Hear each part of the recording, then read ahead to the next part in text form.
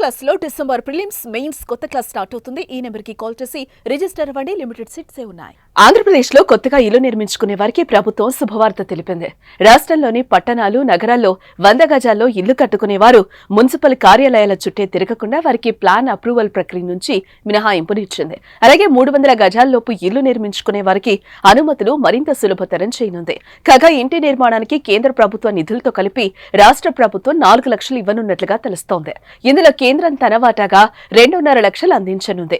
రాష్ట్ర ప్రభుత్వం వాటాగా ఖచ్చితంగా మరో 1.5 లక్షలు ఇవ్వనున్నారు.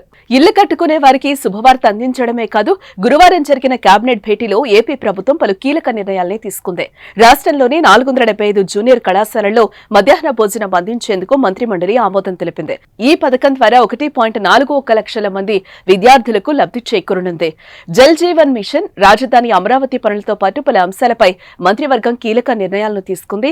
జల్ జీవన్ మిషన్ కు ఇంతకు ముందే ఆమోదం లభించి ఇప్పటిదాకా పనులు ప్రారంభించలేదు. దీంతో 25% పూర్తయిన పనుల టెండర్లను రద్దు చేసి మళ్లీ పిలిచేందుకు కేబినెట్ అంగీకరించింది. అలాగే అమరావతిలో 45 పనులకు సంబంధించి 33,000 కోట్ల రుణ సమీకరణకు సిఆర్డీఏకు కేబినెట్ అనుమతినిచ్చింది. హడ్కో ద్వారా 11,000 కోట్లు రుణం తీసుకునేందుకు కేబినెట్ అప్రూవల్ వచ్చింది. జర్మనీకి చెందిన KfW ద్వారా 5,000 కోట్ల రుణానికి ఓకే చెప్పింది కేబినెట్. బుడమేరు సహా 10 జిల్లాల్లోని వరద ప్రభావిత ప్రాంతాల్లో రుణాల రీషెడ్యూల్ కు అంగీకారం తెలిపింది. ధాన్యం కొనుగోలు కోసం మార్క్ఫెడ్ ద్వారా 1000 కోట్ల రుణం తీసుకోవడానికి మంత్రిమండలి గ్రీన్ సిగ్నల్ ఇచ్చింది. పోలవరం ఎడమ కాల్వ రీటెండర్ కు కూడా అనుమతి లభించింది.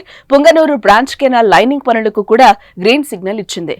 వీఈతో పాటు క్లీన్ ఎనర్జీ కోసం ఎన్టీపీసీ ద్వారా పెట్టుబడుల కోసం జాయింట్ వెంచర్ ఏర్పాటు చేయాలని మంత్రిమండలిలో నిర్ణయించారు. 1,70,00,000 కోట్ల పెట్టుబడులతో విద్యుత్ ఉత్పత్తి యూనిట్ల ఏర్పాటు చేయాలని కేబినెట్ భేటీలో నిర్ణయించారు.